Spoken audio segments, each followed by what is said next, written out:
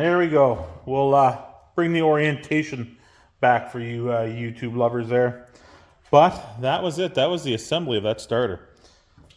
It I had a little trouble starting off here. Getting this drive together was a bit of a bugger.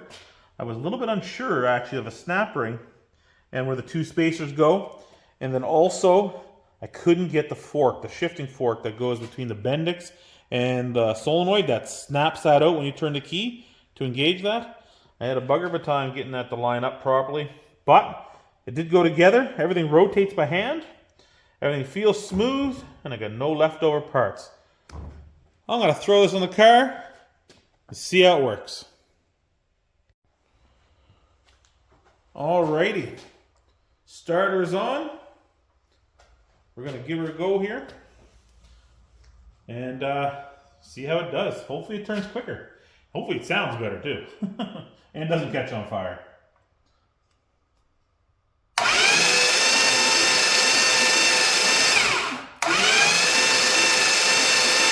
Oh yeah, it's way faster. 4, 5, 6, 7, oh yeah. Turning much quicker. Way better sound, it's not laboring. I got no heat building in that at all.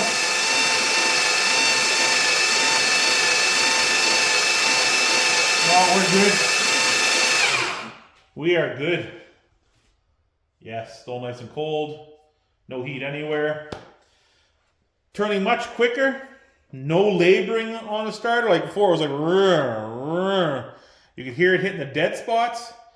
It's turning way quicker. And I think it even was turning even quicker the longer it went. I think maybe those brushes are wearing in a little bit better. I didn't get to show you how I sanded them. I forgot about it. My TikTok has it all on there. But you know what? Oh yeah, that's awesome. That is awesome. I think I got a winner. All right, next step. Starter, we hope is working. We're gonna find out if it's working under load once we put all the plugs in to see if it'll still turn that engine over. So my next step is to gap my plugs. I am going with Champion, of course. They were the original plug for this car. There's the number there. 8 of them. Ordered these in. Stayed away from the Amazon and eBay deals. Was informed and actually looked into it a little more as well too. And yeah, there is a lot of counterfeit plugs. Like, who would think they would make knockoff plugs the exact same? Someone steal them, I don't know. It's ridiculous in this world. But anyway, we do have our plugs. And one thing we've got to do is we've got to gap them. Now, I have a few of these tools, these gapping tools, which they're all no good. They don't make the size that I want. This is the smallest one goes is 1 millimeter, which is just over the 0.035 or the 0.887 millimeter that I need for these plugs. So I pull up my feeler gauges, and guess what? I don't have the right size in those either. So what I have to do is I got a 0.025 here and a 0.010. So of course together, and they fit snug and tight. I got my 0.35, and the same thing goes with the points. We're going to double check points on the engine as well. We're going to show you the distributor I got put on there. And again, it needs to be 0.017, so we're going with a 0.012 and a 0.005 to make up that gap. So there is no rocket science here. That is the gap that we're going to be changing, or maybe not changing, on these plugs. So we have our 2 giving us 0.035. Now these are clean because I'm using 2. I just made better double check that there was no actual burr on there. 2 together. And we're going to check the gap here. And we can see I could probably force that in there, but it's a little bit too tight. So one good thing about the tool is I can still use the tool to hook it on the back here, and just a hair. I'm gonna try opening that up. It's still a little snug. I still have to squeeze it in there pretty good. So we're gonna do One more little bend.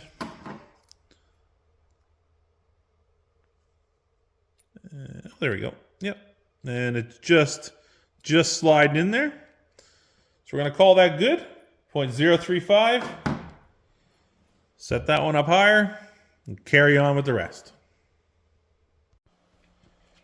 Well, it's pretty uneventful there. All the spark plugs are gapped. Just going to run them in here. Now these, actually I'll admit, this is going to be the first time in my life I've ever torqued a spark plug to spec. Spec on these plugs for this Mopar big block is only 20 foot-pounds.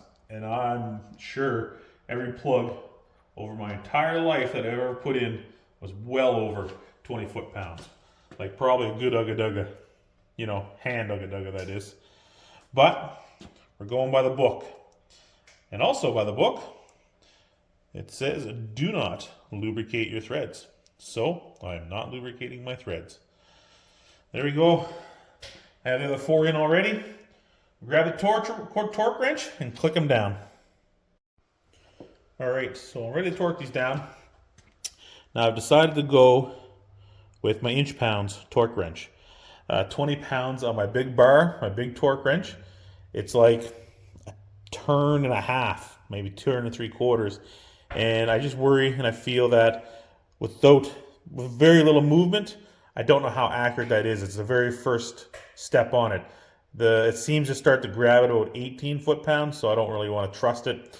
So convert that up to inch-pounds, which is 240 inch-pounds from 220 foot-pounds. And we're going with making sure we're using a socket made for spark plugs. Has a rubber insert. And these are 13/16. So, nothing but to get at her.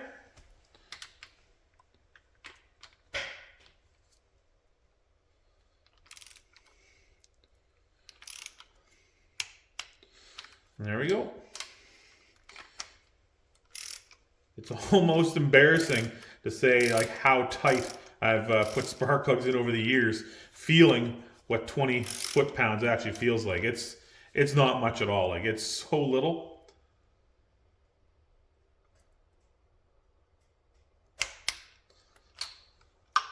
Yeah, I'm sure I've been putting spark plugs in over my life around that 50 foot-pound mark.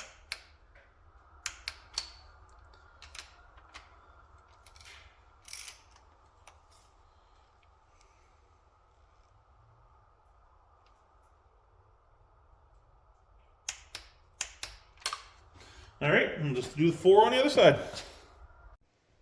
Now in other news, I've gone out and got myself a distributor, a coil, and I have a set of plug wires over there. Ordered those from Moroso online. Coil, I don't know. It might be staying there, depending on how big the carb is and gets in its way. If not, I can always relocate over to the other side. But I dropped my distributor in. Going back, remember the counter shaft inside was pointing straight up to the front of the engine, just past the front cylinder. The firing order of this engine is 184-36572. So, number 1 being right down here in the bottom, and then of course number 8 and carries on in a counterclockwise rotation. So with the counter shaft in the proper position, when I drop this in, it's more or less right where it needs to be. This is now locked in. This is solid. This is where number 1's going to be. I've verified by the timing mark on my harmonic balancer and also number 1 piston.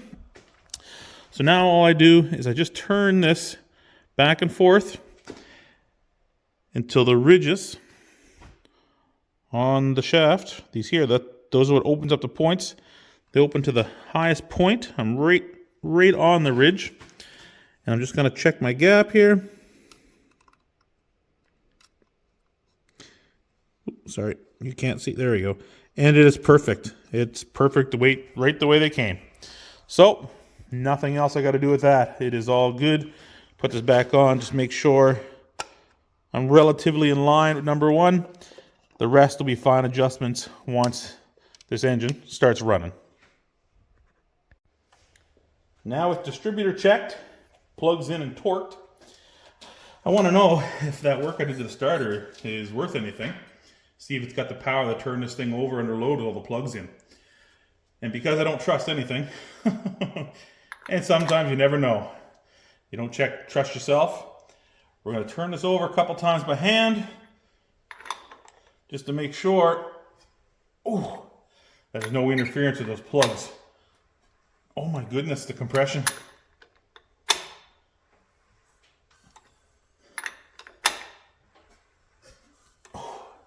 Oh, can you hear that? Coming out the exhaust. Oh my, this starter, it's gonna have its work cut out for it.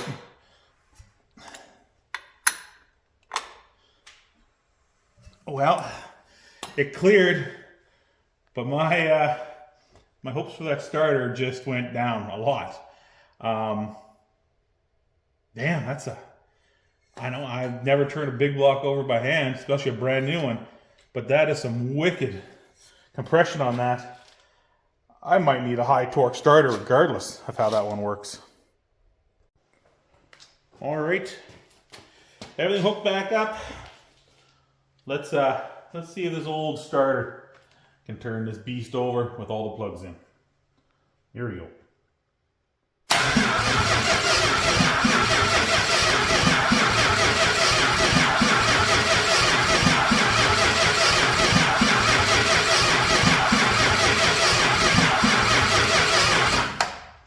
Well, I'm going to call that a yes. She's not real quick, but you know what? I'm sure that's enough to start it. And keep it in mind, this engine's tight, brand new, so this is as tight as it's ever going to be. Once it gets broken in and gets lubed a little better, that'll start moving nicer, but there's no heat at all in that starter. So with that, another step is out of the way. Next, I'm going to run my wires. I'm going to get my plug wires out. Going to try to figure out where they're going to go, you know. I did get some half-decent ones. They're the straight boot, and they are specifically designed for the 361, 383, and 400. And the boot is long enough to come out past the manifold here, so hopefully I can get them to curve up without touching. I might look at getting some of those brackets that come off the valve covers that have the little, you know, they look like a comb almost, where you can pop the wires in, give them a nice direction to go, all working their way back here. There's not a whole lot going on in this engine. I don't have any electrical up front here. I have my temperature sender here for the coolant, and I have my little wire for my distributor, and then a couple of hoses going back to the heater core, and that's about it. But let's yank out those wires and figure out where they're all going. Plug wires, plug wires, plug wires. That is where I'm at now. Got a bit of a mess going here. But the reason why I look so funky is because I got to shorten a few of these, quite a few of these lines and these wires. But don't worry, I don't think I'm going to stick with zip ties. I'll get the actual clamps. But all I'm doing here is with the distributor in, I wanted to run these wires and make them look nice. My first thought was coming up over the valve covers, but I didn't want to, you know, cover all that stuff up. I want it to be a little more presentable, make it look, kind of hide them a little bit so you're not really seeing all that mess. So I kind of started messing around here and looking online as well too, see what people are doing. And this is pretty common, coming out the sides here. Just bring it out far enough so the boots themselves, they got lots of space around them, and they are made to take the heat of the exhaust manifold. The wires, not so much. So they're out past the end. The protective boots go past the end. And we're just going to keep these back a ways. So I started running zip ties just to see how I'm going to run this. And I'm liking it. It's looking pretty good. Got to keep it all kind of tucked down in there. There's not much I can do up here when it comes down to it. They're all going to come around this. That's just life. That's the way it is with a Mopar. Distributor in the front. If I had a Chevy or something, have that in the back. They kind of been all tucked behind the kind of almost under the cowling of where your vents go. It'd be kind of hidden at the back there. But this is what we got. So down and behind here, I'm going to bring the 4 wires together up behind the alternator. Now the alternator does move a little bit because it has adjustment on it, but in the back of the alternator, there's all kinds of holes with machine screws in them. So I'm thinking of getting some of the clamps that you wrap around the wires, and have one coming out here to hold it, and one coming on this side to hold it, to keep it off the metal so that when the engine's vibrating, it's not chafing through. The rest kind of, they curve around here and they take care of themselves. Now I do got to get a kit. I got to get some, the crimp-on ends. I'm going to use the straight ones. I'm going to stay away from the 90s. They're already in the boots. They're hard to get out. But I got to shorten a couple of these wires. There's this one, and I actually have another one that's tucked way down in here just to see what it would look like out of the way. But I got two on the right-hand side I got to make short, and two on the left-hand side. And then on the left-hand side, the same thing. Bring my wires along here, and there's a huge hole, huge space in between the power steering pump and the engine. I'm going to bring them together up in there, but then the same thing. I'm going to get a clamp. This is a stationary bolt that gets tightened and never moves. There's also another one on the bottom of the pump here as well too. I'll put those clamps in there, and that'll help hold those away so they're not rubbing on any of the metal. And then as they come up here, there's not much I can do. They're going to spread out like this, these three here. But then I have this one and this one. They need to be shortened up. Take off 2 or 3 inches off those. The same thing. A kit at Napa, they have the little ends that I can crimp back on. Not a problem. These wires are the Moroso wires of the Ultra series, so they are a wire core. That's no problem. I can definitely repair those and make new ones. Now, as for my coil wire, I'm going to leave it for now until I get my carburetor. I like the coil up here, but I'm thinking it might be interfering with the carburetor coming to the side here. Plus, I got to bring a fuel line up here somewhere. So I got to get a fuel line up to this. So I might have to move this. It might have to go back to this bolt hole here, kind of on a 45, maybe the end point that way. Or worst case scenario, I move it all the way over to this side here on the block, or sorry, the head, right on the head, which is not a bad spot for it. It's a good spot. The cable is long enough to go from number 1 in the distributor all the way to number 8, the furthest distance it can go, and it still makes it. So I got lots of room for the coil, but that's just something I'm gonna have to leave for now. Now, I gotta order the little clips for the plug wires, so I thought I might as well bring this drive shaft in and address its situation as well too. This is the original drive shaft of the car. Everything's straight. I have two good straight edges that I can put back and forth on each other and make sure they're good. But one thing I was surprised at is this shaft is buttery smooth. This thing is so nice and still works really well. The other end, it definitely needs attention. When I took this apart, let me get you zoomed in a little bit here. When I took this apart of the car, it still moves smooth, but you can see it's all rust. And I definitely don't want to, for the price, for what, 23 bucks or something there, I didn't want to run the risk of just running this again. Plus, there is a hole right here for a grease nipple that is non-existent, doesn't have the grease nipple. So, the new one,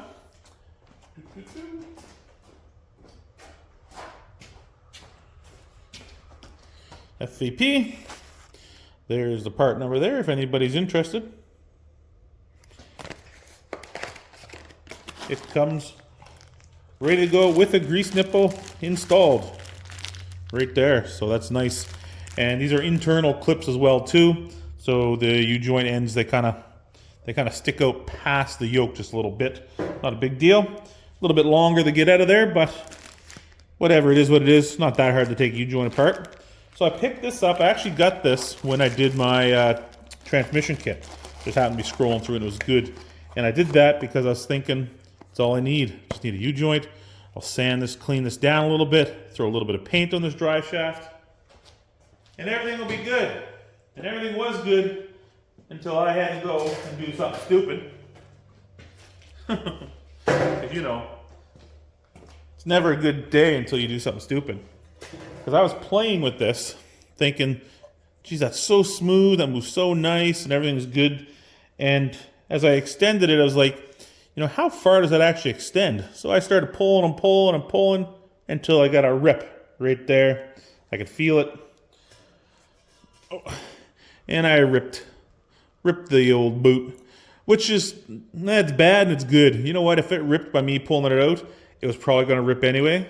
So at least it's happening now and I can see it, rather than having this in the car and it rip at some point and I don't notice it until it's too late, till it gets some crud in there. Because until I ripped this just recently, this thing is solid and it is so smooth and juicy in there, so lots of grease. But there's lots of those kits on the internet. Comes with a boot, the 2 clamps, and a little bucket of grease or a little tube of grease that you squirt in there. It's not really a serviceable part. You rebuild them, clean them up, re-grease them, but it's not like there's a grease tip on the outside that you keep servicing every so many hours or whatever. It's just sealed up and done until you have some issues. But I'm going to take that off. Going to pull off the cap on the end here as well too. There's a cap that meshes with the transmission side. I clean it up, and I'll probably pull the U-joint out of the other end as well too. Alright, so I don't have any video of me taking this boot off, but I kind of got ahead of myself. Didn't check that things were recording on the stand. Didn't even get it on my TikTok either. So my plan was to have it all, you know, it would have been the wrong way, but it would have been put over here so you could see it on this channel as well on YouTube. But the boot, I just cut it right down the center. Peeled off the clamps, cut it apart. And inside where the actual grease is in the head of this thing, it's in excellent shape. There was a little bit of dirt down here on the back side, nothing serious. So I do think it was ripped before I got into it. So next thing was to get inside here and start cleaning it out. This end cap, all it is tabs bent over, just kind of holding it in place. It's the actual bolts when it goes on to the transmission that holds it in there. So that came off. It was goopy. But I cleaned it up, and it's like, it's mint in there. There's not a speck of rust or corrosion or anything. So she's been sealed good on this side. Then once I got that off and slid this collar back, we got to the actual joint here where the bearings roll. So there was these caps here. And there's a little tiny spacer. Got to make sure I don't lose. Boop. There it is there. This is the part that actually rides down the sides. You can see how this thing is beveled out. This is what rides down the side back and forth depending on when you give it the gas and your transmission kind of bends and twists on the mount, and same thing your rear diff as it changes and bends around as well too. These are what rides on the side. So they come out. Then of course there's a little tiny shim. Just a thin little shim in there. Then there was the actual bearing. Now I do have all the needles over there taken apart and cleaned out. And that's the little bearing, the folded needle bearings that rolled on there. And then there was one more spacer. So I pulled it all apart. I cleaned it all up. Got the brake clean on here. Actually, before I did that, I ended up getting some heat. And I heated this up just to get that grease flowing a little better because it's thick, man. The stuff is like tar. I'm sure it's the semi-fluidic grease. We do sell a product like this at work. And I got that all cleaned up. So I can get inside here and see that everything is perfect. There's no rusting, no pits or anything. So everything's great. And then, of course, the little shaft that the bearings ride on are perfect as well. Now, boot kits for these drive shafts are readily available online. They're kind of everywhere. There's a lot of different ones out there. All the same thing, but a lot of different people selling them. The complete rebuild kits, though, with the bearings and the spacers and everything like that, you know what? Not having much luck. I don't really see them around. Not that I'm saying I need it. This is perfectly smooth, and we'll get to checking the bearing stuff over there as well too. But one issue that I found on a lot of YouTube videos and online is basically people state that this pin must have been put in by the hand of God, that it's in there that tight. Like heat and a huge press gets it out. Now, the problem with doing that is these are extremely hardened. If you chip it, you're done. The other problem is getting it in and getting it absolutely perfectly centered, because with those slides riding inside this coupler, side to side, just that little bit, that's what keeps your drive shaft perfectly in line coming off the transmission, going all the way back to the differential. If by chance you're out even by 0.5 millimeter, that thing is it's offset. It's gonna wobble. It's gonna wobble around rather than straight down. You're gonna get a wicked vibration, and I'm sure that's gonna be gone in no time. So what I did, I cleaned it up. I took my mic here and I checked it. Everything's perfect. I don't really see a reason that I would need to replace that. And we'll go over to the bearings, take a look at it as well. So here's everything that come out of there. So with the cap, like I said, it's like perfect inside. And there's a rubber coating. According to the parts breakdown online, it looks like it was actually an separate gasket, but this thing is glued perfectly to the cap, and it came off the dry shaft, no problem at all, and there's no rust between it. So I think what I'll do is I'm going to clean the end of the shaft and just use a little bit of sealant on here, a little bit of silicone sealant, and put it back together and call that good. Now as for the parts inside, the slides are perfect. There's no pits on them or anything. You can see they only run that little strip in the middle. Spacers look fine. And the bearing itself, there's some little bit of discoloration on one spot, but there is absolutely nothing you can feel as you roll your finger around in that. And of course all the pins, which I thought were stainless steel, but they are magnetic. And all the pins are perfect. They're nice and clean, no speckles on them. And before I took it off, the thing turned like buttery smooth. And I counted these all every time I moved them and washed them before I threw a brake clean out of a bucket. I made sure that I had the exact same number again to make sure nothing's being lost. But that is it. That's as clean. I do think it'll be just a boot kit, and I'll probably end up using these same bearings. Some people are going to scoff at that, but you know what? If I can't get it, there's absolutely nothing I can do about it. So we'll give it a try. All it can do is fail early. That's it. Cause a rumble or something. But you know what? At least get me going on this project at first. So now we're going to get this other end out. I can only see this coming out one way, and that is aggressively. It's pretty seized in there. I've been soaking her for a while in the anti-seize, trying to get it in there, but it's going to be some hammering. Probably have to get a socket over the end here to make sure that I don't, damage the lobe of the yoke. Make sure that it's not putting too much pressure on it. I'll get a socket on there. I'll use some heat, a little bit of heat to heat it up, and I'll just start punching that through. Try to get one cap off and try to get the other. They are internal clips, so I do got to get it to go in just a little bit to try to get that clip off, and that'll start the process. All right, not too bad. Some aggressive hammering. Got it up on some wood here, and I got a socket on the back side to allow that cup to go down a little bit. I was able to get the two snap rings out, the two clips, and then yeah, just punch it through. I got this old extension here. It's the only purpose of it is I use it as a punch because it's nice and hard. But I just punched that through, took a cup off, punch it back, take the other cup off, and slide it out, and it come out not too bad at all. So I'm just going to get this back up on the bench here, clean it up, and get a better look at that yoke. All right, I took the shaft outside, hit it with the wire wheel, and just cleaned off that loose rust. Now I'm not looking at polishing the shaft. As most people know, I like to use rust stop products, which I think are awesome.